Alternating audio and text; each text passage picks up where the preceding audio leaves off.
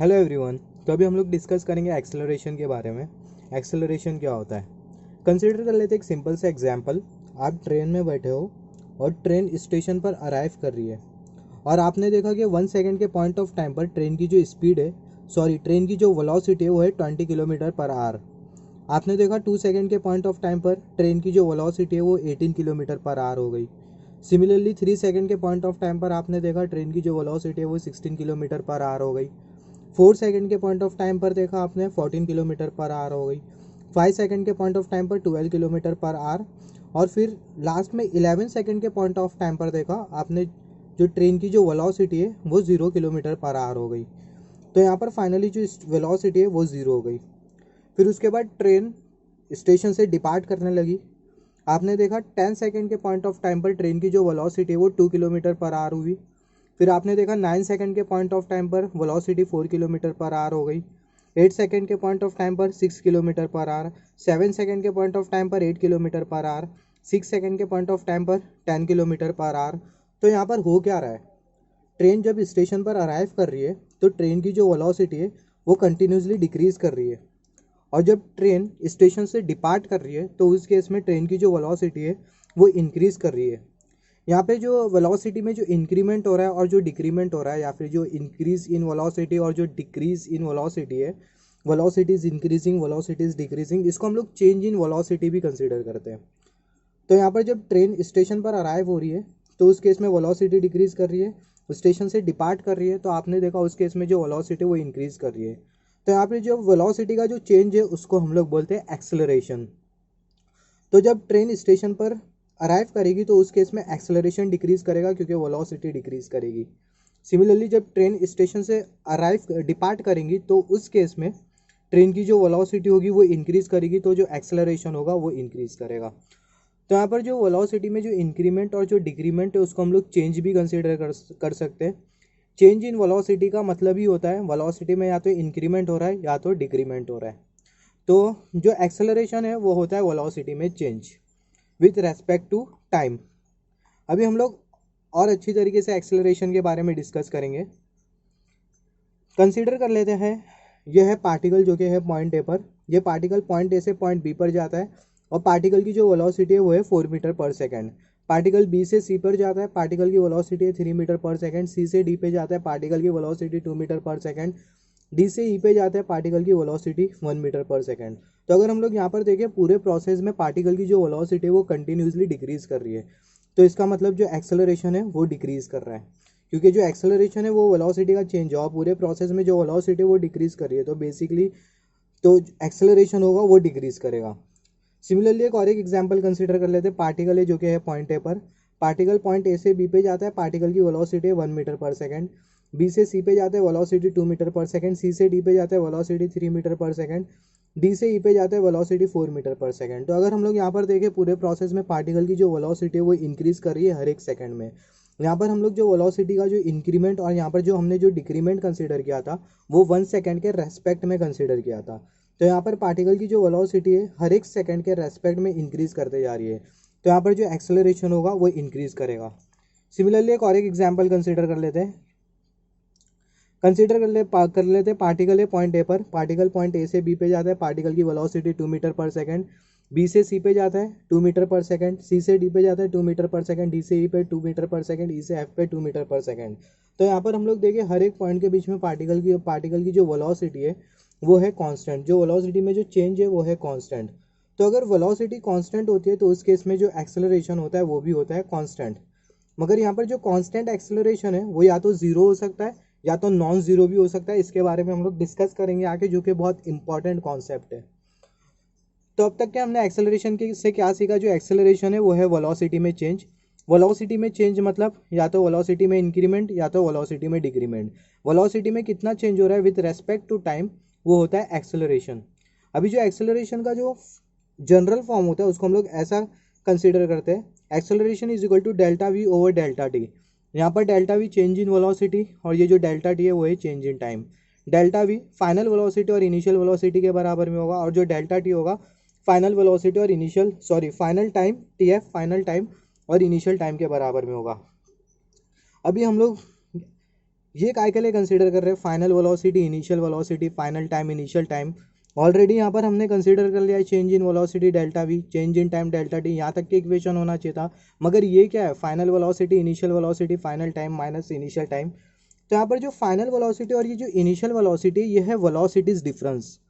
अगर velocity difference अगर ज़्यादा होता है तो उस केस में जो वेलोसिटी में जो चेंज होता है वो ज़्यादा होता है।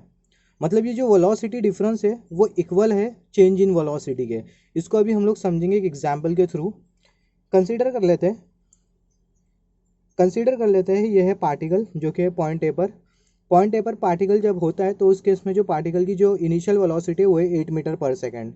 सिमिलरली पॉइंट बी पर जब पार्टिकल आता है, पार्टिकल की पॉइंट बी पर फाइनल वेलोसिटी होती है और जो फाइनल वेलोसिटी है वो है 22 मीटर पर सेकेंड।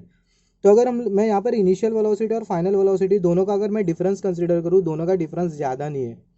अगर मैं यहाँ पर कंसीडर कर लेता हूँ इनिशियल वेलोसिटी 8 मीटर पर सेकेंड की और पॉइंट बी पर पार्टिकल की फाइनल वेलोसिटी 98 मीटर पर सेकेंड की, तो इस केस में वेलोसिटी में बहुत ज़्यादा डिफरेंस हो जाता है। आई होप आप समझ रहे होगे। अगर इनिशियल वेलोसिटी 8 मीटर पर सेकंड और फाइनल वेलोसिटी 22 मीटर पर सेकंड हम लोग कंसीडर करते हैं तो वेलोसिटी में ज़्यादा चेंज नहीं है, वो सॉरी वेलोसिटी में ज़्यादा डिफरेंस नहीं है। वेलोसिटी में ज़्यादा डिफरेंस नहीं होने की वजह से वेलोसिटी में चेंज ज़्यादा नहीं होगा। अगर हम लोग कंसीडर कर लेते हैं इनिशियल वेलोसिटी 8 मीटर पर सेकंड की, फाइनल वेलोसिटी 98 मीटर पर सेकंड की, तो इस केस में जो वेलोसिटी में जो डिफरेंस होगा वो बहुत ज़्यादा होगा। वेलोसिटी में डिफरेंस ज़्यादा होने की वजह से वेलोसिटी में चेंज ज़्यादा होगा। अभी इसको भी हम लोग अच्छी तरीके से समझ लेते हैं, वेलोसिटी में डिफरेंस ज़्यादा होने की वजह से वेलोसिटी में चेंज, इसका मतलब क्या है। तो हम लोग सबसे पहला कंसीडर कर लेते हैं, जैसे कि हमने यहाँ पर इक्वेशन कंसीडर किया था, जो वेलोसिटी में जो चेंज है वो फाइनल वेलोसिटी और इनिशियल वेलोसिटी के डिफरेंस के बराबर में होगा। जैसे कि हमने यहाँ पर डिस्कस किया था, जो वेलोसिटी में जो चेंज है वो फाइनल वेलोसिटी और इनिशियल वेलोसिटी के डिफरेंस के बराबर में होगा। Change in velocity is equal to final velocity और इनिशियल वेलोसिटी के डिफरेंस के बराबर में। अब इसको हम लोग डिस्कस करते हैं यहाँ पर। तो यहाँ पर हमने कंसीडर कर लिया change in velocity is equal to final velocity minus initial velocity का डिफरेंस। तो अगर फाइनल वेलोसिटी अगर 22 मीटर पर सेकंड होती है और इनिशियल वेलोसिटी अगर 8 मीटर पर सेकंड होती है तो इस केस में वेलोसिटी में चेंज 14 मीटर पर सेकंड होगा।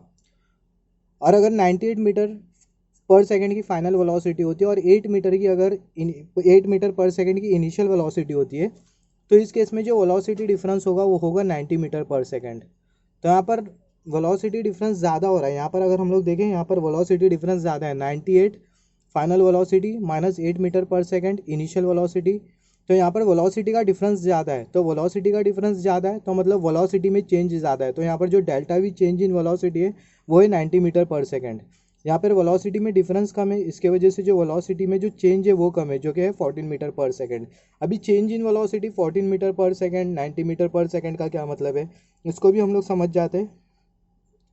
अगर पार्टिकल की अगर वेलोसिटी अगर 14 मीटर पर सेकंड होती है तो उस केस में, अगर पार्टिकल की वेलोसिटी अगर 14 मीटर पर सेकंड होती है तो उस केस में जब पार्टिकल पॉइंट ए से पॉइंट बी पर आएगा तो हर एक सेकंड में पार्टिकल की जो वेलोसिटी जो होगी वो 14 मीटर पर सेकंड के रेट से इंक्रीज करेगी।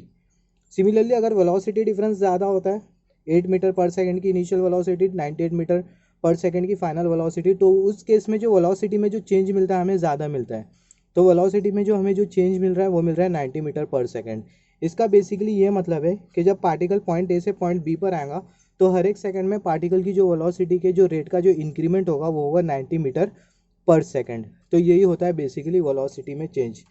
तो यहाँ पर अगर यहाँ पर जो वेलोसिटी जो डिफरेंस होता है वो हमें इंडिकेट करता है कि वेलोसिटी में चेंज कितना होगा, और वेलोसिटी डिफरेंस हम लोग टाइम के रेस्पेक्ट में कंसीडर करते हैं। अगर वेलोसिटी डिफरेंस ज़्यादा होगा तो वेलोसिटी में चेंज ज़्यादा होगा, वेलोसिटी डिफरेंस कम होगा तो वेलोसिटी में चेंज कम होगा।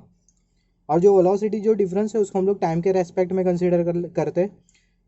तो कंसीडर कर लेते हैं टाइम के रेस्पेक्ट में कैसा कंसीडर करते हैं वो हम लोग देखते हैं। तो यहाँ पर हम लोग कंसीडर कर लेते हैं पॉइंट ए पर पार्टिकल की जो इनिशियल वेलोसिटी वो है 8 मीटर पर सेकंड, बी पर जो फाइनल वेलोसिटी है 22 मीटर पर सेकंड। जब इनिशियल वेलोसिटी पार्टिकल की 8 मीटर पर सेकंड होती है तो उस केस में जो टाइम होता है, पॉइंट ऑफ टाइम, वो होता है 0 सेकंड। और फाइनल वेलोसिटी जब 22 मीटर पर सेकंड की होती है तो उस केस में जो पॉइंट ऑफ टाइम होता है वो होता है 6 सेकंड। तो यहाँ पे हमें क्या कंसीडर करना होगा, फाइनल वेलोसिटी, इनिशियल वेलोसिटी, हमारी इक्वेशन के हिसाब से जैसे कि हमने यहाँ कंसीडर किया था final velocity initial velocity. Similarly time consider करना होगा final time minus initial time. मतलब जब हम लोग टाइम कंसीडर करेंगे तो हमें मिल जाएगा एक्सेलरेशन, क्योंकि जो एक्सेलरेशन होता है वो वेलोसिटी का चेंज होता है विथ रेस्पेक्ट टू टाइम। तो जब हम लोग टाइम कंसीडर करेंगे तो हमें मिल जाएगा एक्सेलरेशन। तो यहाँ पर हमने कंसीडर किया final velocity minus initial velocity, final time minus initial time. तो जैसे कि मैंने बोला, अगर वेलोसिटी चेंज इन वेलोसिटी के साथ अगर हम लोग टाइम कंसीडर करते हैं तो हमें मिल जाता है एक्सेलरेशन।